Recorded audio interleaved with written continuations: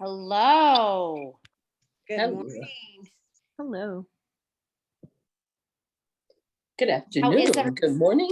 Good afternoon, wherever you may be. I'm in the afternoon too. I don't even know why I said good morning. Okay.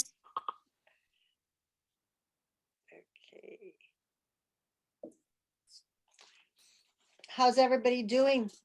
It's a beautiful day in LA. You too? You guys as well? It's gloomy here. I'm hoping for some sun soon. It's pretty chilly in Jersey. So. Yeah, I see we're Shelly at and I are 48 rocking here. We're rocking our caps today. That's right. March Madness in a different way, kind of way, though. What are our teams, everybody? Call out your team. Oh, Chicago Bears, Bulls, Blackhawks, Cubs, of course. I love it. Sally's just gonna go down the list. I love it. she likes it all. I know. It's great. Yeah, I don't. I I watch because my husband watches, but I'm not a big fan. I like the playoffs. I do. I like the playoffs. I don't do too much watching during the regular season for college. We do a lot of NFL here. Used to do baseball, but it's harder since we moved from Boston. I hate watching baseball on TV. It's just like, it's really hard. So yeah, those are our two big ones. Well, does it put you to sleep? It used to put me to sleep before I started getting into it. Yeah, baseball on TV is hard. Oh man. Well, try doing it since your son was 7. Yeah. Yeah. All my family That's loves true. sports. Everyone, the grandkids, the kids, my husband, everyone. So I had to finally, enjoy it. But I do. But it's not like something I would do like all day, like some guys do, like my husband does. When it's especially with March Madness, and like, who are these teams anyway? Like, I have no vested interest because I'm not into the college games. I'm like, okay, I could watch the pros. At least I've heard about them. But so, yeah. But of course, if you're a super fan, you love it all. But I can't wait to hit the batting cages. The women are really March Madness for women. So if you're up to the challenge, just kind of check them out. It speaks to where we are now. Yeah. See, that I would watch right away because you said women. I'm like, okay, let me check that out. So do they have them on TV? They'll have the shows on TV? Absolutely. And they play at a very high level, but it kind of intertwines with men. So sometimes they get lost in the conversation as usual, but they are coming. We are striving for more steps in our respective lanes. So exciting. I love it. Great. I will dive in here, except I would love a quick round of, does anybody have some amazing updates that they have to report midweek for us all? I just had a wonderful session with Samina, my mentor, and we're getting a lot done, a lot of homework. I've gotten like 2 of my advisors on board and waiting to onboard, someone else. But yeah, it's moving forward really. Great. And maybe during this session, you can chat about your advisor process if you feel comfortable. Anybody else? I had an awesome interview with Jeff Linder, so I invited him onto my podcast, and just really pleased with the conversation that we had and to learn more about his business. Great. And you and Melissa, can you let everybody know who that is? Yeah, so he is the founder and CEO of the Gentleman's Factory. which they are Oh, going right. to be. Yep, they're going to be launching a app, which would be like the LinkedIn for Black and brown men. Great, great, great. Sorry, yeah, I forgot his last name. Thank you. Anybody else? Yeah, so I think Mariana is your friend, Kate. Mariana. Yep.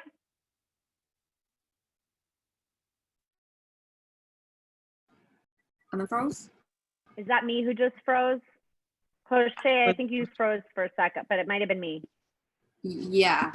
So the thing is that he recommended us to one of the investors of Shark Tank, Colombia and Mexico, and she did an interview with me, and it was amazing. It is bringing a lot of traction, and yeah, so that's something exciting that happened recently.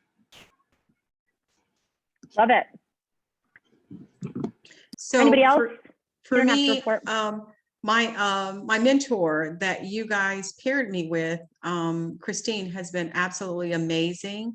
I had a meeting with her yesterday, and Dr. Lolita Robinson out of the Wilmington, North Carolina area, who is an investor and also business strategist and so many other things. But we had a meeting. I had an opportunity to pitch to her last night. She was sort of blown away. And I just recently got an email from her earlier that she's really excited to sort of help me out any way that she can, and also introduce me to some other investors as well.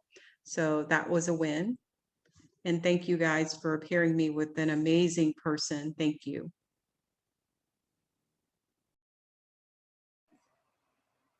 Oop, I was on mute. Fantastic. I love it. Hey, Adonica.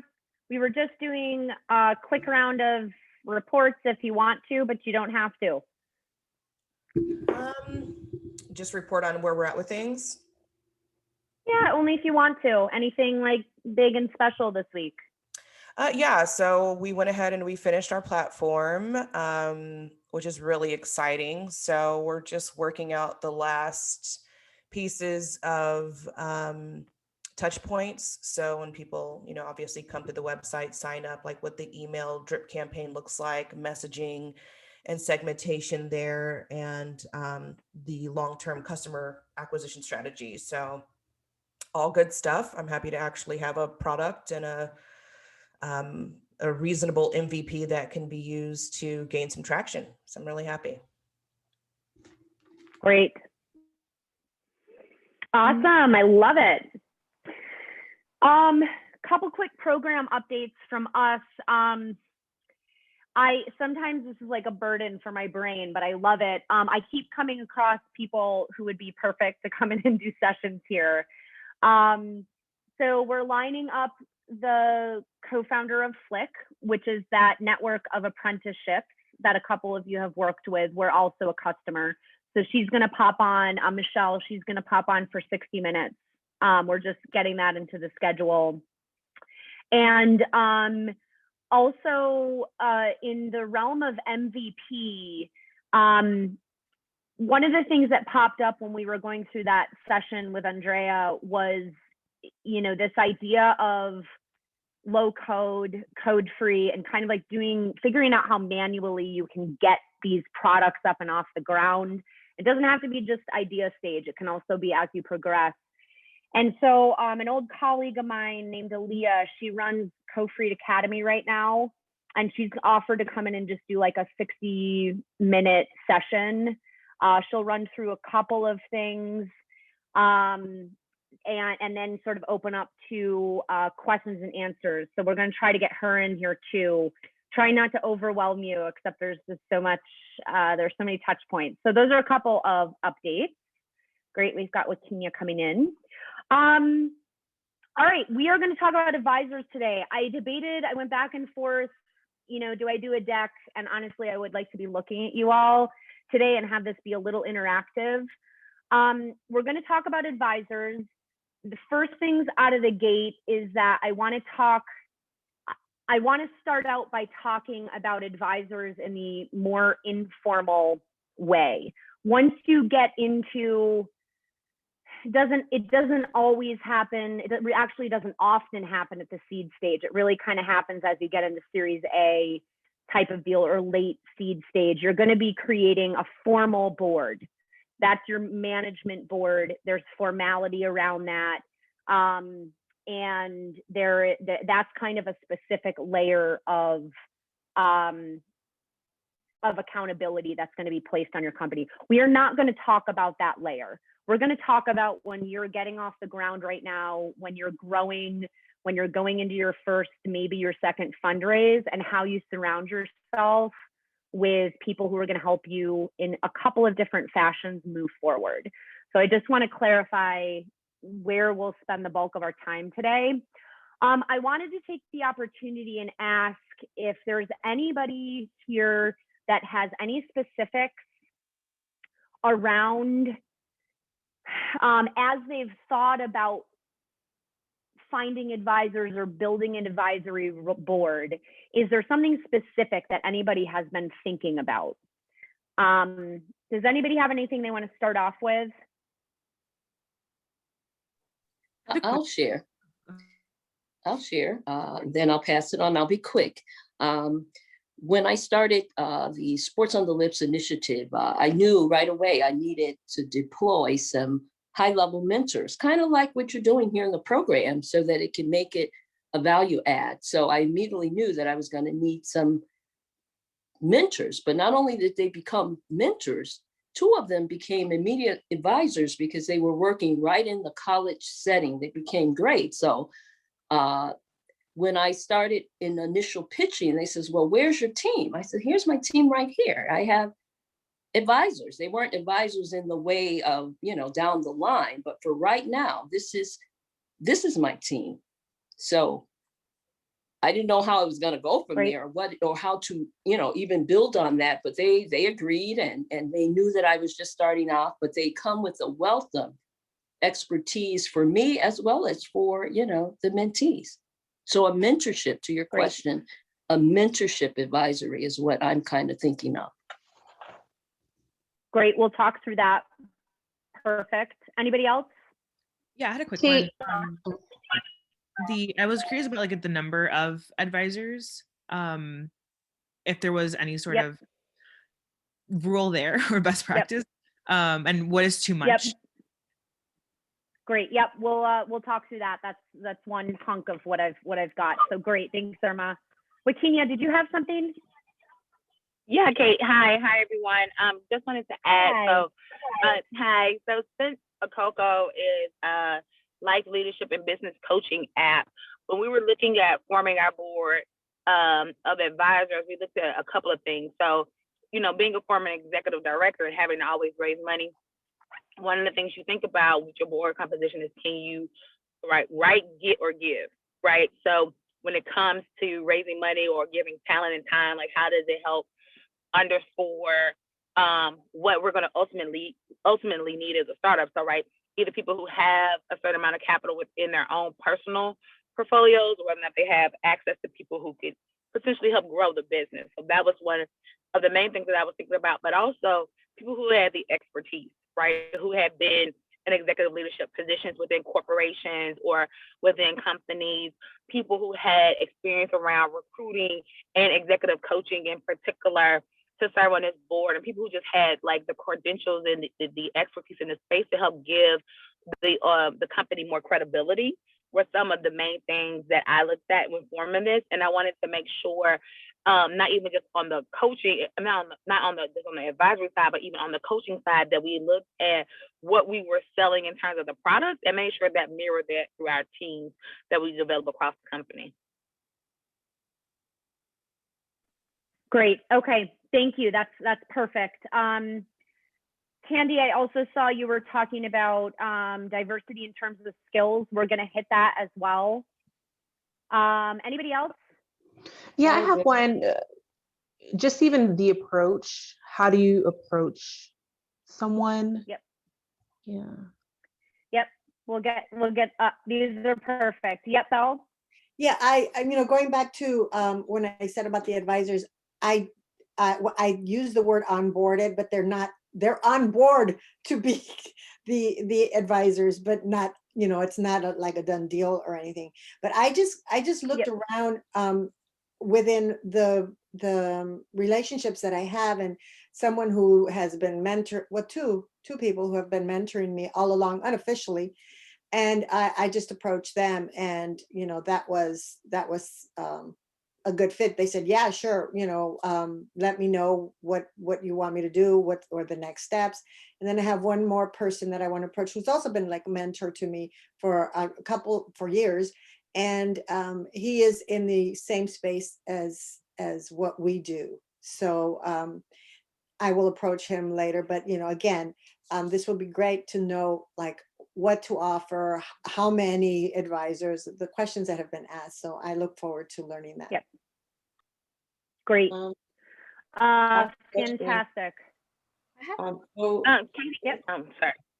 Hey, when it I'm comes sorry. to- Oh, sorry. Just one I think question. we'll go. Okay.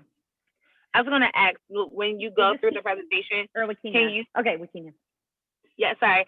As you go through the presentation, can you speak about paid board opportunities, equitable board opportunities, and then just an advisory position altogether, in terms of how we should make those offerings to folks, particularly if we have tech companies? Yep. You know, and Kiki, Kate, did you have something? Yeah, I was gonna Yes. say, like, cause even I presented somebody and then he said he would be willing to be an advisor, but he was asking me what can I offer him as an equity, or even options for what else can I give him as in the future. Not, he doesn't just want equity, he wants more as well. So how much am I willing to take out to pay for myself? And then how much am I willing to give somebody else? And I've never had like that conversation with somebody before. I have a couple advisors now and they never asked for that. So I thought that was pretty interesting right off the bat. But and also knowing like when is a good time to offer equity? And then how much of that equity is it? Because I think he said something about like $1,000 a month or something like that, but I wasn't really sure when it came onto that. Okay. Good stuff in there. Good stuff, Kiki. We'll go through all of that. and Estelle? Kate, I wanted to add, what do advisors expect from us? Because sometimes I feel like they expect us to bring something to them, but I tend to look at them like they're going to give me advice or give me guidance, and I just don't know like how to even approach that, because I'm really looking for them, but they're like, okay, what can you bring to them? I'm conflicted. Okay. Yep, you got it. Okay, these are all, this is perfect. This conversation is moving in the right direction. I am going to get, Candy has one question. I'll just sort of get a little bit off the table for right now. Her question is, what's the difference between an advisory board and then the board members that get a seat to VC deals? That is that initial distinction that I made. That VC wants one of the formal board management roles. Again, those usually will not come in your first round of funding. You might get a pre-seed investor who says, I'd love to be up for consideration for a board role when those are available. But generally, especially those VC seats, because you will, once you get into your seed round, and definitely you will get investors who will make that part of the deal, or they will want to make that part of the deal. And we also want a board seat. Those are decision-making roles, and those are the ones that are the formal board. That's who you have to really report to and that type of thing. So we are talking, Tandy, about that layer below. That is, I am starting my company. We are moving through pre-seed, seed, and I need help. That's where we're sitting. We can answer at the end if there are some questions about that formal board position, but that's where we're going to stick today. Does that help, Tandy? Perfect. All right, this is great. So the first thing I want to hit is actually Shelly brought this up a little bit, is I want to talk about I don't want to quite say differences between mentors and advisors, but I want to make some distinctions between them. When mentors are something that as people, as individual humans and founders, we often find ourselves in really, hopefully, great mentorship relationships. When we think about advisors, I want to encourage everybody to think about that advisor as a company advisor. Now, it is very easy to have one of your longtime members take that role as well. It is also very easy, and we'll get into what holes advisors can fill in just very shortly. It's also very easy to consider having one advisor on board that really is there kind of for like, hey, I'm the founder and I just need to call somebody up sometimes and say, I as a human, as an individual right now, I need to talk. And they can actually fill an official advisor role. But I want everyone to be thinking when we're talking about advisors right now as for your company, and you are naturally the leader of your company. Again, they can merge in certain points, but let's just start out in that arena as well. And also, please pop in questions into chat too. I want this to be a back and forth conversation as we go through. So the first step, and some of you may have already done this, but I want to make sure we kind of go through the steps. The first step, if we've determined that our advisors are going to be put together to help the ship move forward, the first kind of step is to figure out the buckets, so to speak, that an advisor could fill. And I'll name a couple buckets. I'd love for anybody else who's put thought into this to also suggest it. One of the most obvious is skill sets. So, and this can come in two different ways. Number one, it can come on the industry or solution that you're focused on. And so I'll use one example. So let's talk about, let's talk, Melissa, we were talking about chocolate and mindfulness. There is a very, and hopefully this, comes out while you're thinking about your advisory role. There's a very clear role I see filled in that area of mental wellness, mindfulness, etc. Some sort of expert in the solution that you are offering. And so that I think is one way to think about it. Kimberly, as an example, you could be thinking about somebody and you can sort of hit it from a bunch of different ways. Maybe it's someone specifically from another rideshare company. Maybe it's something in general in like public transit. Maybe I could almost see something about, safety, maybe specifically women's safety in public. Something like that is what I'm, feeling like. So very specific, if you're solution oriented, having someone who really knows that space. So that's one. That expertise can also be on a horizontal, and a good way to start there is where you actually have holes. So one example could be marketing. I am not, you could say to yourself, I'm not great at marketing. And it might be a while until I can get, some marketing contractor or hire a marketer. And so that might be a specific role where you say, I could see myself for 2 years wanting to lean on some really solid marketing expertise because I know that's what I need for my company. And that is actually, you can fill that to some extent with an advisor role. We'll talk in a little bit about how much work advisors do. We'll get to that in a little bit. So those are two different ways to kind of think about like skills and expertise.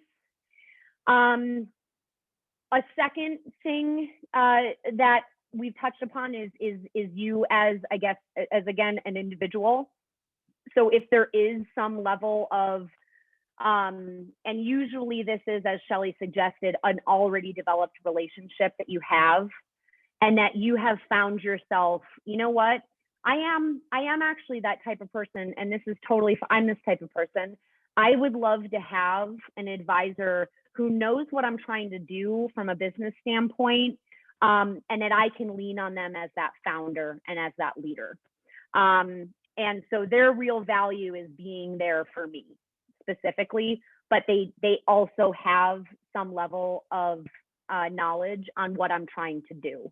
I have 2 advisor roles on Women 2.0 that are filled with those people. They also happen to be super smart, and they, you know, they're in the startup space, and one of them has worked in gender representation in another organization before, so they hit a couple buckets, but they're the people that I really do call when I'm like, I just gotta talk, like, you know. So that's another one.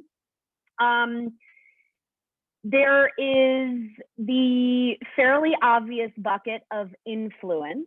And keep in mind that all these different buckets, you can have a person that fills a couple of these. It is perfectly fine for you to be thinking about having someone with a good name or brand or something behind them. I'll get in a second between how much time you should want from people, but I think understanding that influence can be beneficial if that type of person is willing to lend you that influence. And so don't be shy on thinking in that direction as well. So influence. Another one is network. If there is someone just highly connected in the spaces that you need to be, that is a great advisor.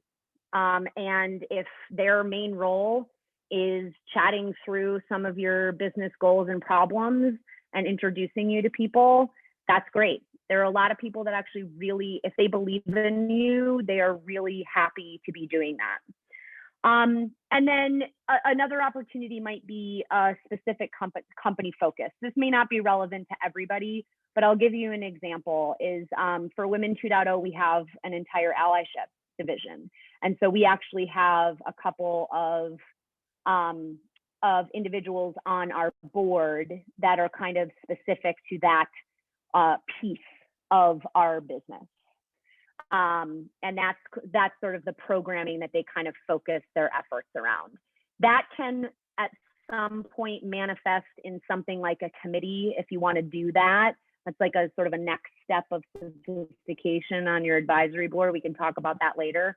But thinking about kind of those specific company focuses.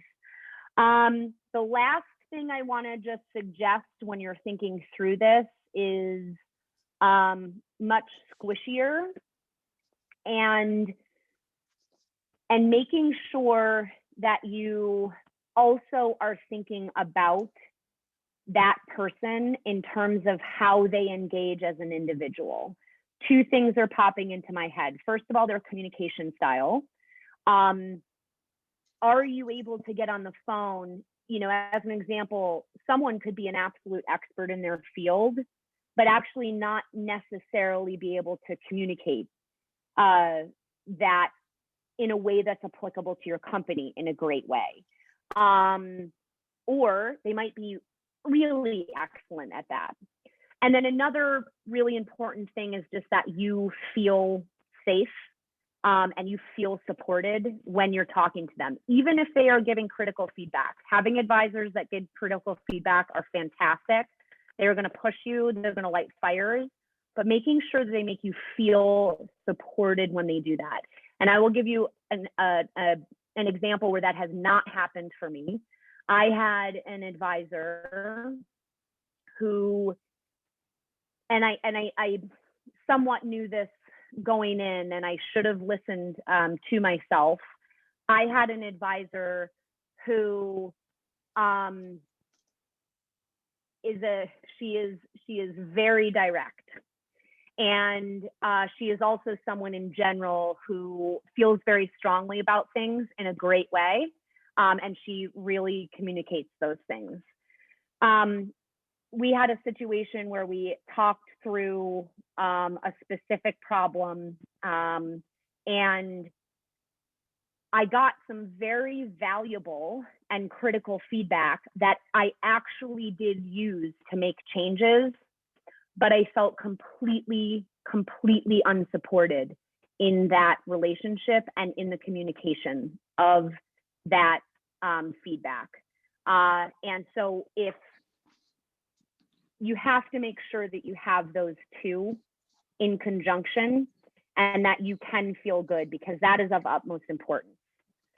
So I'll throw that out there. Does anybody else have anything that they've been thinking about when they're thinking through advisors, roles to fill? So I recently watched this conference and webinar about a gentleman who's in academia, right? And I was really, really impressed by his communication style as well as his expertise. And so then I looked into it further and found out that he actually is at the University of Rochester, which is where I live. And then I found out that I have a connection who's willing to make that warm introduction. So it's just the academic piece, right? So his work, his life's work, he has a doctorate and focuses on human motivation. And so I'm curious what bucket that might fit into. And then if we can add to the list of things to discuss today, I'm also curious about how to approach someone beyond just having that warm introduction. Yep, we have an entire section on how to reach out. So perfect. So Melissa, that sounds to me like it would be kind of in that bucket, and please use my suggested buckets somewhat loosely. It's really about thinking about what's best for your company. Those are some common ones. That bucket feels to me like a skills and expertise bucket, with the added benefit that it sounds like he is also a very good communicator about that. But usually that's kind of where academics sit, is because they have the depth. They're the deep people, right? They've got the one thing and they dive into it for like 25 years.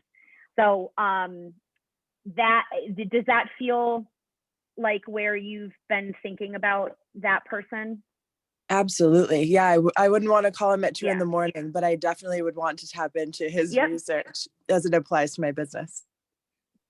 Yes. And so once you get, and we'll talk about how to reach out, but once you get to that relationship, that's just about setting expectations and understanding how people want to be communicated to. And it's okay that you have advisors that you are not going to be picking up the phone and calling immediately, and that you just have a regular, whatever it may be, quarterly cadence with them, or you set up again, maybe a monthly meeting. That we'll get into kind of how that plays out in a bit, but I think that's great. Kate, anything else up until now? Yeah, I would just add, I think it's super important to have an advisor that believes in you and also believes in your business. It's super important. I'll just share a quick story. When I was I was talking to some potential funders about my business, and I had one of my my growth strategist on the call with me for the meeting, and he kept referring, like he would direct questions to my business strategist and not to me as the founder, the person who built the company, conceptualized it, and, approached it under the guise of, oh, I'm your friend, I want to invest in you, but then didn't trust the information that was coming from me. And it's my business, I'm the one who knows about the twists and turns of a cocoa. And I just think, as women, sometimes when we go into these situations, they are not always friendly, even when they come from, people who are allegedly have our best interests at heart, and they say they want to be supportive, but they're really not. So it's super, super important that even as you build out your advisory, you think about how that person, I think, Kate, you said it earlier, make sure they're a support for you, but more than just being a support for you, that they actually believe in you and they believe in the business building. Yeah, perfectly said. And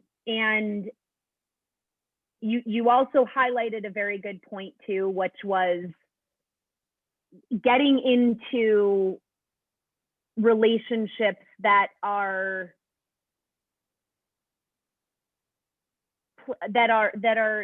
started with the best intent of intentions, but that may end up having, again, unconscious biases or sort of a patronizing relationship that may be going on.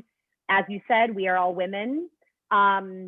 Everyone else except for me is also a woman from another very traditionally underrepresented ethnic and racial background, to add a whole other layer onto that. And those are situations, that's just a really good point, where that best intention may be coming actually in a pretty unsupportive way. So darn those unconscious biases. God damn. Darn is not the right word to use though there. Thank you for that. That's perfect. Anything else up until here? Great. I want to then, so now that you've kind of developed this, all right, I've got these things that I want to, fill and support with an advisor network. Let's talk through a couple of things. First of all, size of your advisory network. This, at the end of the day, is going to be up to you. I will give you some of the averages and some of the things to think about when you are trying to come up with a size. I would say on average, if you get much below 5 people on your advisory board, it's perfectly fine, but just realize that you're going to be kind of limited on that. If you are the type of person that does like to lean on those advisory relationships, you're just going to plain be limited in terms of that ability to reach out. So if you feel like, especially when you're beginning, I'm the type of person that I love to take inputs. I then synthesize them. I make my decision, that type of thing. So I like to have a few more advisors. And then once you look at your buckets that you've just developed too, is making sure that those really crucial ones, you have enough to fill those crucial buckets. And then all of this with the understanding that you don't have to fill them all at once too. There are some people that really love to have a lot of advisors. I've known some people that almost have 2 layers of advisors. And one of the things to think about is how much the advisor, you might guess, is willing to provide to you, mostly in terms of time, or how much you might want from them. And that we'll get into expectation settings in a little bit. But there are 2 big buckets for that. You've got your workhorse advisors. Those are probably going to be things like your mentors. They're going to be people who have maybe already been involved in your company or just are getting really excited about it, and they kind of want to dive in with you. Those you'll probably see those pretty naturally even before you suggest an advisor relationship to them, because they're just sort of pretty engaged. They're timely on their responses. Maybe they've made some introductions to you. They've sat down and spent some time on maybe your business plan or your go-to-market strategy or something like that. Those, and you can call them whatever you want, heavy touch. Some people call them your workhorses, your worker bees, whatever it is. But that's going to be kind of like this bucket of like, okay, those are my, from a time perspective, core. And then you've got your light touch advisors. A couple of people commonly in that bucket are, if you have any sort of influence, I don't like that word, but advisors that you've sort of chosen because of their influence. They might fall in that light touch bucket where you're not going to get a monthly phone call from them, but you know that you can send them a quarterly update and with some specific asks, and they will provide. You might get somebody who is an industry expert that is also maybe a super busy CEO themselves, and they are able to set aside a 60-minute quarterly meeting with you. Or you might actually have, and this is where one woman I know, she has actually created 2 tiers of advisors. And she's got this tier of light touch advisors she has set the expectation with them that it's basically like, listen, I would love to just be able to reach out to you when I need you. It might be a handful of times a year. I might ask you for 30 minutes of your time, or a quick email exchange. And she's set that expectation. And that is one advisor layer for her. And so just being able to, so when you're kind of combining the how much time you can get from each advisor with the number of advisors, and then you need to think about your management of them. We'll talk about that later, but that's also an issue because these are relationships that you're building. And the more relationships you put around your company, you do need to serve that relationship back. Belle, I think you were the one who had the question about what they expect, advisors might expect from you.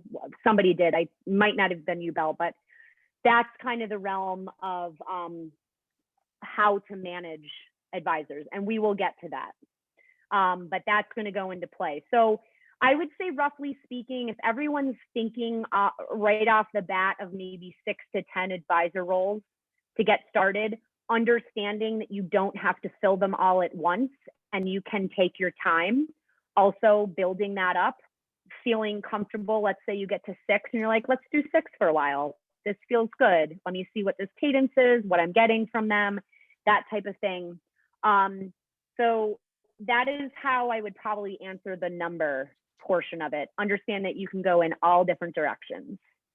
Any questions or that, or anybody have any experience specifically with like thinking about numbers themselves?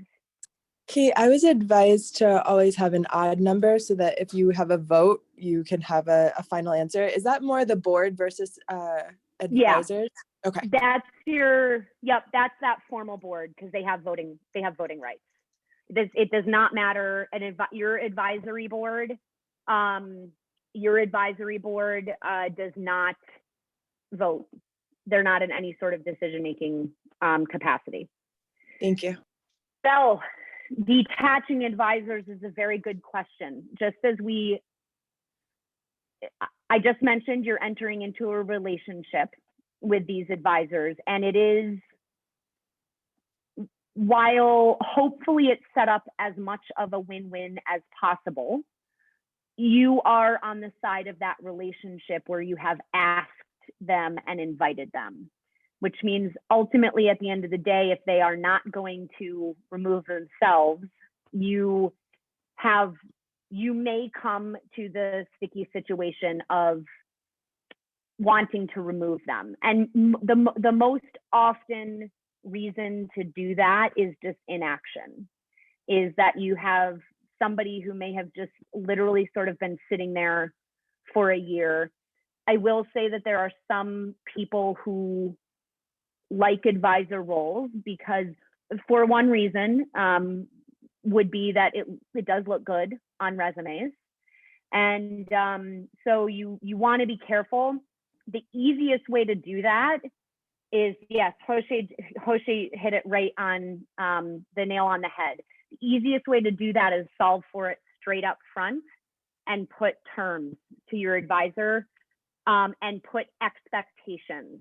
And so I like to think about those expectations as the bottom line, the sort of the bottom bar. And so you have something, whatever it is, let's say it's available for 30 minutes every quarter, whatever that bottom bar is, that if they go under that bar, they have essentially defaulted on their agreement. And so you actually have something to talk about if you feel that they haven't been living up to expectations. And then as Jose said, by having an expiration date on it, they can renew it. Great advisors will renew that expiration date. But you have to opt into that conversation about why or why not you are going to continue that relationship. So my best advice is to hit it in the beginning of the relationship and make sure you kind of solve for it up front. Belle, was there a specific situation you were thinking of for that, or is that essentially No, no. I was just asking, that, because I know sometimes problems arise and how would you do it nicely? And that's, of course, the perfect way. Yep. And so if specific problems come up, and again, these are hard because some people's vision of being helpful is not necessarily everybody's. The first way that I always try to hit those is just through an informal conversation. So before anybody rushes to a removal, is sit down and have a conversation, and in that conversation talk, being very clear about, and again, this is going to depend on the relationship. There are going to be some people where this may not be an option, but I always like to sit down and be diplomatically direct and just say, hey, listen, this situation happened.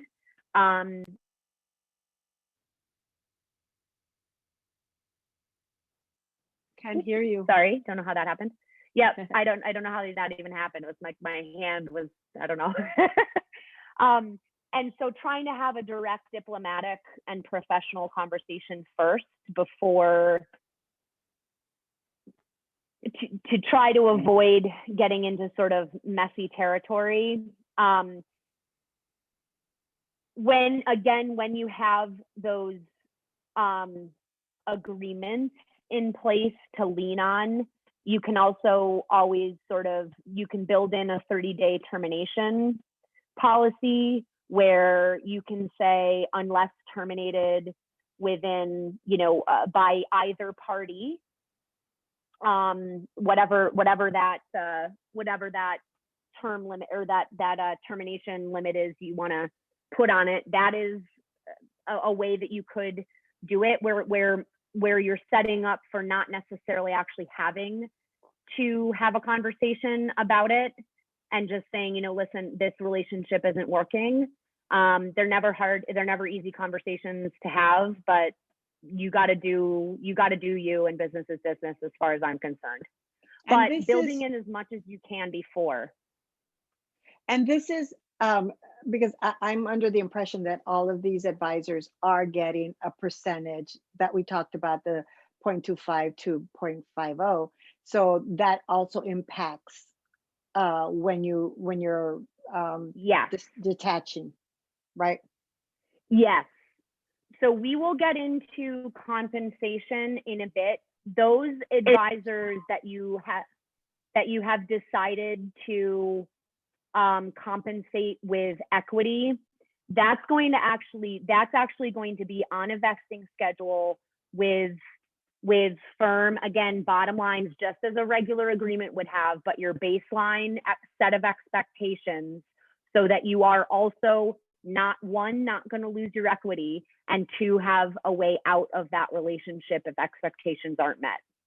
So the vesting schedule is key there. Okay, and you just said something, the advisors that are getting paid. So you can have non-paid and paid advisors. Okay. Yep. And equity is different than pay as well. We will talk about that in a bit, but there are a couple different ways to incentivize advisors. And yes, you can have various relationships within your advisory network. So yes, Candy. I know that you were saying like advisors are now in the chat, but what's the difference, I guess, between when you send out quarterly updates or newsletters about your company's progress, and like you have that section where you have ask, right? And so anyone who has access to your newsletter, they can look at your ask, and if they're able to help out with that specific question, they can reach out to you, or you can set up a meeting with them. But how do you know, I guess, how to differentiate who those people are that you can just send out a newsletter and they'll respond, versus the people that should actually be on your board? Because then you might have an advisory board seat that you don't necessarily need to kind of give away when somebody's more willing to do without extra added requirements. Yep, exactly. And one of the things I liked that you just highlighted was the value of each of your advisor seats. When you just said you don't want to give away a seat, that's a really good concept, because you aren't going to have 50, you know, and you do want to be really thoughtful about those actual positions. Those are the ones that are going to be sitting on your website and representative of your company, number one. And there is some value to those seats. So this is a great question. And this falls in kind of in the territory of like a combination of best practices and also your personal preferences. So as an example, so I mentor for Techstars. Techstars has this process where they have lead mentors, an investor network, and then they have this big network of like cohort supporters. And when founders start and then they have their own advisors if they have set those up already. And so, and they are encouraged to communicate as part of the Techstars program. And so they've got this list that they build, and everyone has to opt into the list. You have to ask to be included in your updates. And it is a mix, again, of every different level of supporter. And so it might go out to 50 to 75 people every week or 2 weeks. And honestly, as long as those people have opted in for your lowest level of communication, you're fine having them sit there. The next thing that will probably happen is some of the potential advisors in that lowest level of supporter group, they might actually already start to kind of show their faces. They're going to be continually doing the things in your ask bucket. They're going to be maybe even reaching out and checking in and spending some time with you. That's when you can start to think about whether they're right for an advisor role. I also want to mention to everybody too that this process of having this like an entire separate layer of like supporters, you do not have to do. It can be really valuable, but you also have to curate that group of people. Techstars makes it easy because they basically put you in front of 75 people. So it's like this natural thing that just happens while you're there. So, I mean, one example of being able to curate that too is just in this accelerator program, as you're having conversations with people, you can ask them if you can update them. I do think that level of supporter is valuable, again, because especially for that ask session. But Tandy, again, you should never feel pressured to pull people up to an advisor role. If people are just super happy sitting and answering your asks because they have opted in, that's the key. They have opted in. You can have them sit there unless you want to pull them up. Thank you. That was helpful. Yeah. Great. Bye, Kiki. Okay, great. So how do we go about finding advisors? I should actually say that there are two big buckets, one sort of little bucket, and then a couple of, couple of other layers there. Obviously, your first bucket are your warm network. Shelly mentioned she's already had really fantastic mentors that could convert over into an advisory role. All of you in some way, shape, or form are probably well connected to some extent in the industry that you're trying to serve. And so thinking about the people that you've already talked to about an advisory position. Thinking back on some of your previous, colleagues at old companies or even classmates.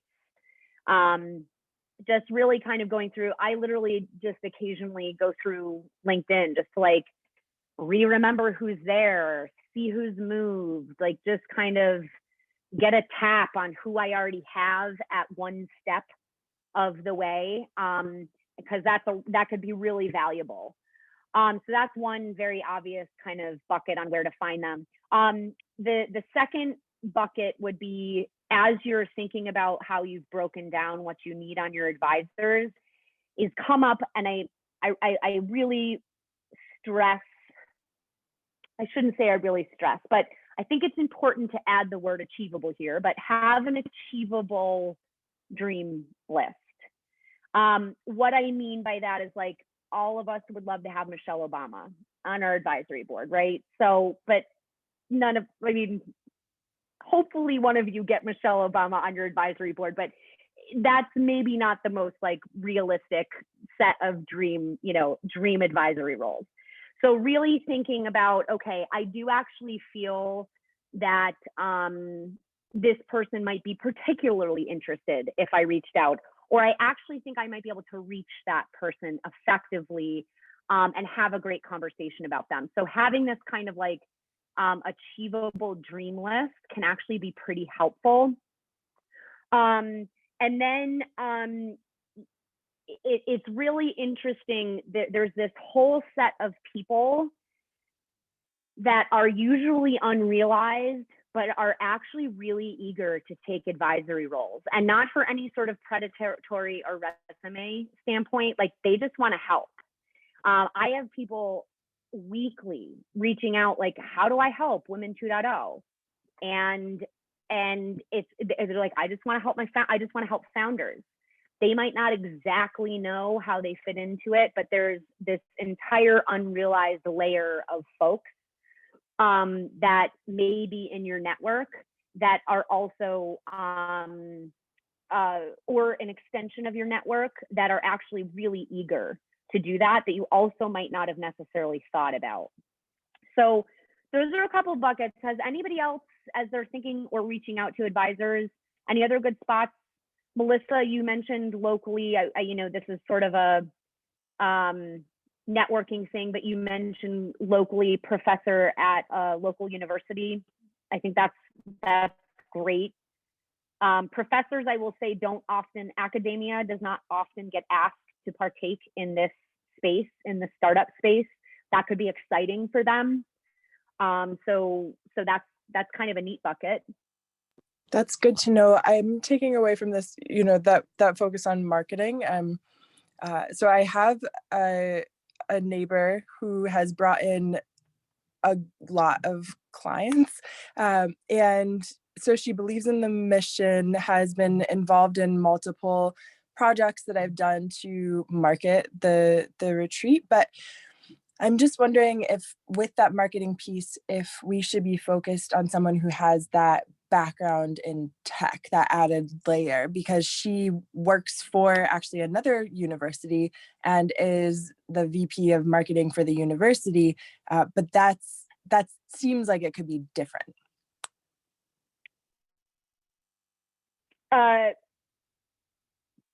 I am appreciating where your gut is going on this. I don't want to make any assumptions or judgments, but I would tend to say that you are in the right realm of thinking, of wondering if that marketing is very expansive. And especially when you do get into academic institutions, faculty is very different than admin. And admin, oftentimes, I worked in the marketing department of Syracuse University, and they are usually, especially in the area of digital marketing, behind on things. And I would say to you that they would have good branding and maybe general content skill set. I would be concerned, especially knowing what everyone here and you, Melissa, are trying to be doing, is you're going to be talking about literally what you were talking about on Slack, which is, okay, I'm having trouble setting up my Instagram, my first go around at my Instagram pay for play. And so I do think that is a good consideration. And in those types of functions, I don't know that it necessarily has to be tech, that they have to be in a tech product, but I would want to see them coming from an industry that was at the front edge of marketing. So that's what I would say to that. I mean, there are some straight consumer companies that are great, very great at marketing. So, you know, that's a space that's not necessarily tech but could offer some great things in that arena. Something that I've done is if I do a pitch competition, I'll ask to like speak to the judges afterwards, or I'll like connect with the judges afterwards and then ask like, oh, I know that you have expertise in this space. I'd love to have a few minutes of your time to chat, and then see if they're open to possibly either being on a newsletter, or if they're open to kind of making it more reoccurring. And sometimes they'll just mention it themselves, actually. Yep. That's perfect, Tandy. And actually, why don't we segue into how we ask advisors? And please let me know if you have any questions on identifying them. I have a feeling that'll come slightly naturally as you think about the buckets and the structure. So let's talk about those asks. That was perfect, Tandy. Is the ones that the potentials that you don't have connections to, they're basically cold. Bioleukemia, the ones that are basically cold outreaches, it is an excellent tactic for multiple reasons to do what Tandy just said, which is, I have a company. I was on your talk. It was great. Thank you so much. If you are willing, I would love to talk to you for 30 minutes about, and I would start with 30 minutes. I never like the 15 minutes because everyone knows you can't get anything done in 15 minutes. So just start with 30 because that's not aggressive, right? 15 minutes or 30 minutes in the next, month. And I'd love to talk to you about X specific thing. And that specific thing could be your thoughts on growth marketing. It's something I'm working through as a company. Now, part of the reason that's great is, first of all, you've gotten their attention. You're able to sit in front of them, explain what you're doing, etc. The other thing that does is it allows you to test out that relationship piece. It allows you to gauge interest. It allows you to see if there's a follow-up. It allows you to see, did they talk for 25 minutes or did they listen? Like all those little relationship things, it gives you 30 minutes and then the extension of those 30 minutes to understand if there's something there to pursue further. So I love that. That type of outreach can be done in various different ways. I've been really liking the virtual setting because it has provided exactly what Tandy just said. Is like, you don't have the excuse when you're walking through a conference hall of, first of all, even knowing who you're walking by, let alone kind of like pulling them aside. You really don't. This virtual setting, even the attendee list, not even necessarily the speaker, it allows you a really direct reason to make a connection. And so I love that. I think that's great. And then you can kind of take that thought process and then extend it on kind of however you are able to reach out. So that's one great tactic. Some of the ones that are easier are, again, Shelly, I'm going to keep using your example, but the ones who have been and had relationships with you already, mentor, or whether they've been spending a lot of time on your advisory role, and you can just tell that if you ask them, it's a pretty low chance they're going to say no. You can just ask them. I'm putting together my advisory board. You have been so valuable. I would love to open up a spot for you if you think that you're able to. It's, again, those are just the easy ones. Another way that you can reach out to people is, again, through a connection. And this allows you a little bit of a buffer, but also allows you a direct ask. So if you have a colleague that you know who either has a specific connection you're interested in, or may have somebody in their network, saying to them, hey, listen, I am filling out my advisory role. I am very interested in so-and-so's background or somebody with X specific background.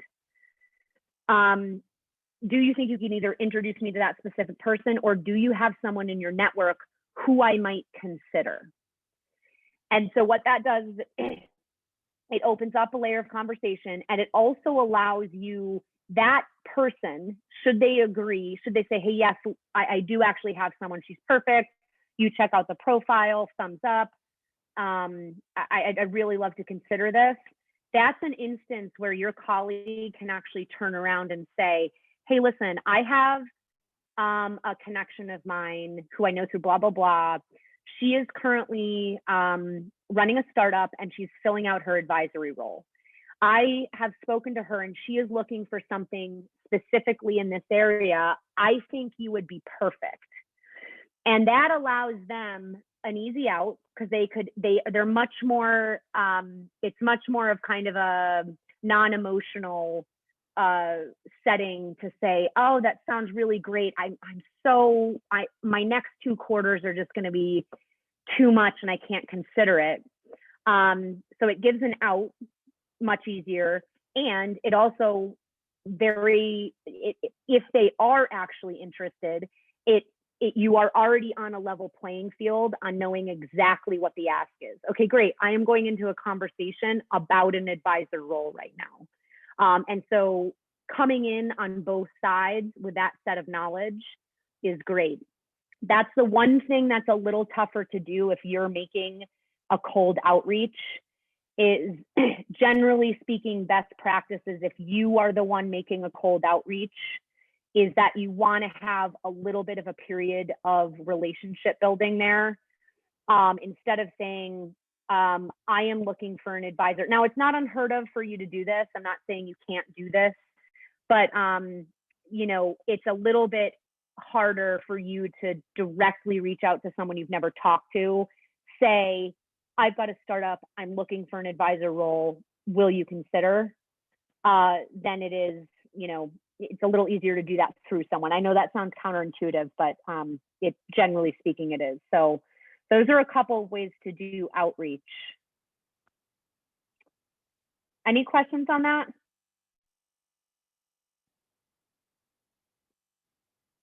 Tandy, I think that was a yes, but you were on mute. Got it. Okay. I am actually curious on one quick thing. So I had a meeting for a completely different reason, pitching one of our virtual retreats to a large organization. And in response, it moved to the direction of, please keep me updated every quarter on what you're up to. And I'm just curious if that also is something that is just the way people talk in business, or if that's like a nod to, and I understand you don't have a crystal ball, but or could that be a nod to, I'm interested in, learning more as you grow your business, as far as what we're talking about today? Yeah, and Melissa, sorry, can you repeat what their communication was again? Yeah, so they just said the conversation turned.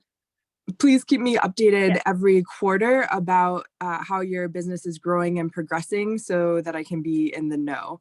And it's like, what super busy, leader of a company says that just to be kind? They're probably not. So the audience was who? You were say again, the audience?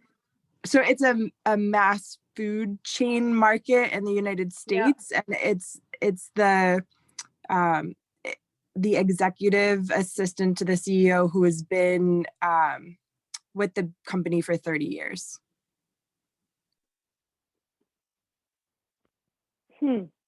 And I got a warm introduction as well from a mentor. Okay, and he was essentially just listening to your presentation. Is that right? It was a one-on-one call where I was, pitching a retreat experience for their employees.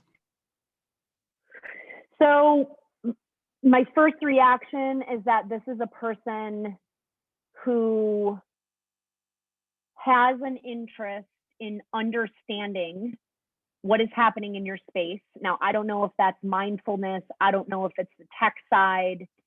I don't know if it's the experience side. It might be something they've been talking about internally at their company. But that's my first gut, is that he, and not in a disgenuine way. I don't think it's not like he's like, update me so I can get intel. I think he probably is like, okay, there's a conversation we're having internally, or something I've thought about for our business. Melissa has something interesting going on in that space. He doesn't know what to do with it right now. But maybe, but he'd like to be updated as he continues to think about it. That's my first gut. Fair. Agreed. Thank you. So, yep. Okay, great. Let's hit quickly the expectations and incentivizing of advisors. So again, this is something that's going to be a combination of you, if you decide to think about layers of advisors, and also best practices. Generally speaking, out of the gate, when I think about an advisor role, I'm thinking about something like, you know, maybe 3 hours a month, available on email to bop through a few things, maybe available for a quarterly one-on-one call. It's up to you as to whether you set up full board calls. Honestly, we haven't done that at Women 2.0. You know, that's getting a little bit more into formal territory. It's something fun if you wanted to do it, but I think it happens a little bit less at the early stages. So that's kind of like when people talk about an advisory role, that's where I like to have people start, is like that level of commitment. This is going to be on everybody's on the side. A lot of these people might be doing a couple of things. Maybe they're involved in a nonprofit. You know, they've got family items that they do regularly, that type of thing. So this is definitely like in addition to a full-time. So roughly 3 hours a month seems reasonable.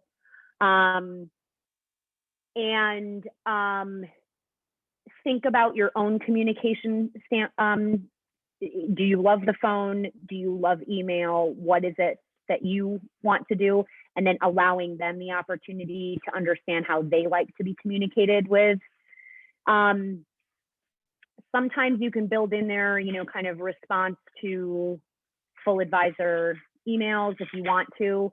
But again, I kind of just like to think of that baseline so you can get the lowest set of expectations built for that. Now, if you were to go into this arena, I mentioned the woman who had these 2 layers of advisors. If you're going into that, you might have the 2 layers of expectations is, hey, I'd love to have, and whatever you call it, this light touch layer of advisors. I would just love to be able to schedule a couple of calls with you throughout the year as I'm working on something specific in your area of expertise. And if that's what they agree to, fantastic. But just understanding what works well in your workflow, and understanding, we had talked about, again, the expectations that they have.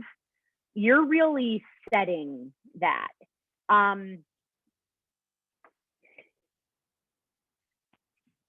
Obviously, what you don't want to have happen is that you are going 9 months without communication, right? There's no point of having an advisor if that's kind of where you're going to start going. But it also, your advisors also wouldn't be expecting that they have weekly communication with you. They're not the ones really setting the expectation. And if you set that low level of expectation, it actually allows them to build on that if they want to. So you might have an advisor who is coming into it understanding they might have a quarterly call with you. You send out quarterly updates to them. You are really interested in both being able to solve business problems and being able to make meaningful connections for your company. And that's how they come in. And they might talk to you and say, hey, I'd love to go through your business plan with you. Want to spend 60 minutes? And you're like, you can basically just say yes at that point as they offer, but you shouldn't feel pressured to be performing for your advisors once you kind of have that low level of honestly what you should have in place to have any advisor role, which is I do feel like best practices is about a quarterly cadence and staggered. So I like to have, a way to think about it could be that you have a quarterly update that goes out. If you make it more, awesome. I always think updates are kind of actually good for founders to put together anyways. It allows you to just do your checklist and regroup and center, and gives you the process of digesting what's happened and what's not. What are your wins? Where am I having trouble? All that stuff. It's actually a good process. But think about it quarterly to start. And so if you're able to get that quarterly letter out, maybe then you're staggering your advisor calls for the couple of weeks not lined up with that quarterly report. So then you kind of have a little bit of a cadence, and you aren't feeling like all of a sudden it's the quarterly advisor rush. I got to have all my calls and my report out, and then it's like a thing. So just trying to, not have too much formality around it and be a little casual about that. But I would say that's about your baseline of advisor work. Any questions on that before we go into incentivizing? I have an idea to share that worked for me. So I was talking to somebody like it's in a really great position, and he was asking me during the meeting a bunch of questions that I didn't have answers to, and he was comparing us to our competitor, right? And after a couple of months, I came back to him with a whole analysis that he didn't request, but I just did it. And once I sent that to him, because also it helped me to understand the landscape, he started to connect me with a bunch of amazing people, like investors, angel investors. So, it wasn't a requirement, it wasn't homework, but I did it anyway. So I think people get excited when they see that you're serious and you take their opinion serious and stuff like that. Jose, I love that also, because what you basically did there is that you almost used that advisor as a layer of accountability for yourself. You're right, you did not owe him a competitor landscape, but you said, these are good questions that are important for my company, and I should dive into them.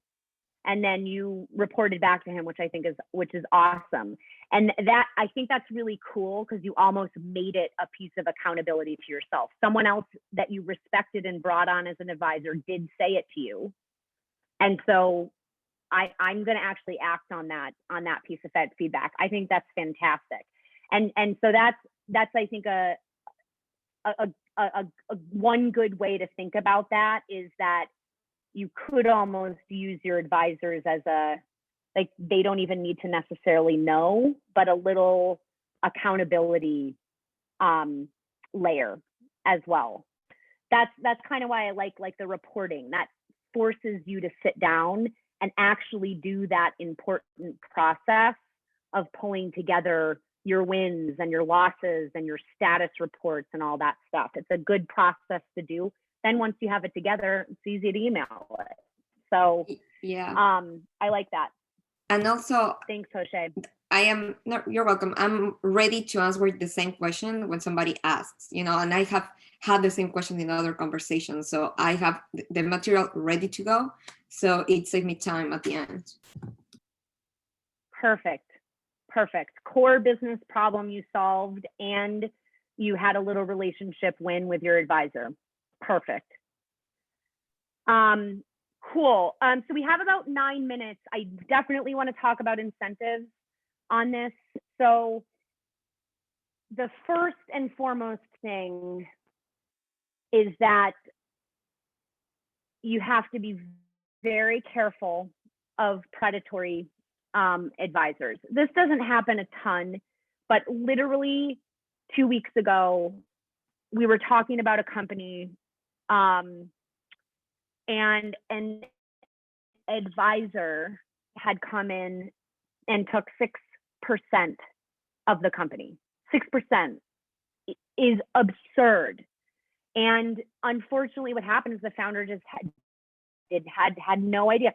6% is more than you would pay like your first CTO in the board who's also getting a salary. Like that's more than you would probably give to a CTO, or equal to like a full-time high-level CTO functioning role.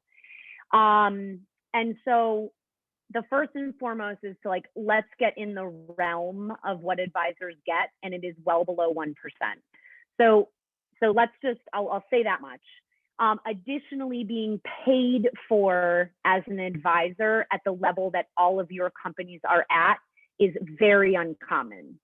And so if you have an advisor who knows the stage of company that you're at and is actually asking for compensation, the first thing I would do is think about why the compensation is being asked. I do believe that there is an argument to be made, especially for women of color, for being paid for your expertise. I absolutely understand that argument and I respect it. But there is simply a layer of startups as well that are in the realm of not being able to compensate monetarily for advisors. And people at the pre-seed and seed stage, when you have only raised maybe $500,000 anyways, or $1 million, that is not a lot of money. And advisors, there is not a very justifiable reason to be paying advisors who are going to be doing your sort of average level of advisor work. So if you get someone who's in that realm, definitely think about why they're asking. But that is another area where people either don't know that is a little out of the bounds, or they are actually being predatory. So that I would definitely say there are very few, unless you get an advisor who really is doing a lot of work and pushing into the territory of potentially like a contractor, where $1,000 might actually make sense because they are putting in that sweat into the relationship. That is when you could consider it, but then you might be shifting out of an advisor role. So if someone just for a basic advisory role is suggesting that you should be, that they have a payment schedule, I don't know that it's the right fit. And again, we can talk through the specifics on that, but I always have a red flag when that comes up. So the two main ways to incentivize advisors at this stage of your company and at this level are two ways.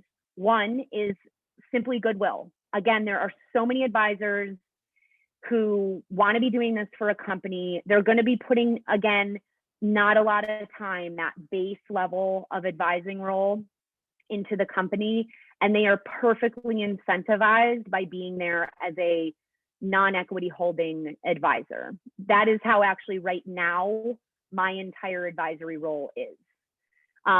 Keep in mind, I am in a space where it's, you know, we've got a mission and all of that stuff too. But I don't think that changes for any of you as well. There are going to be people who literally just want to help, and that is enough.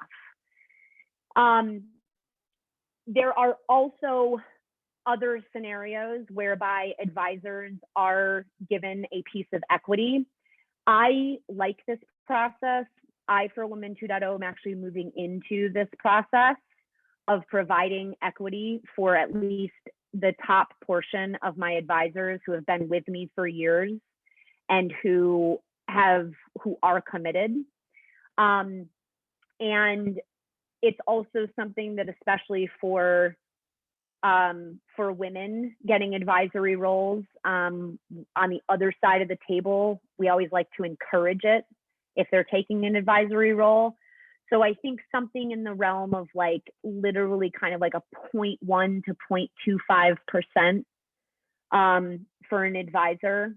That's in the realm where you can start thinking about incentivizing on an equity basis. And again, that would be on a vesting schedule. So you don't just plop it to them on day one. That might be released to them over the period of 3 years or so. And again, that will have set your bottom line of here are my minimum set of expectations and they need to meet those. But that is an area, Belle, the percentages are something, you know, like around 0.1 to 0.25% or so. And again, if you do get someone who has expressed wanting to put in a little bit more time, kind of like a heavier workload, but still advisor, where maybe it's 10 hours a month, I still don't think you're coming up. You might be at like 0.75%. If you think about the amount of equity given to employees as startups grow, you're talking about employees.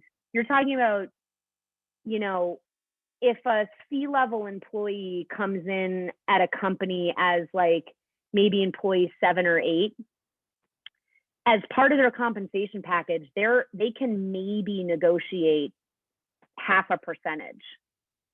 And so that's where, like, as you start understanding these percentages that are given out of your equity, you can kind of see where advisors sit. And it's down at that lower, but it's enough. You know, it's enough to incentivize. So, so does that help with the, yeah. Oh, I'm sorry. I just have a quick question. You have to drop off for a meeting. Yeah. So I have someone who's been working with me probably like since August to September last year, who's served as sort of my interim head of technology. He's also one of my advisors, but like without him, I don't think I could have gotten through this whole technical process. And so I wanted to give him some equity in the company, as, you know, for helping out and also for being a great advisor.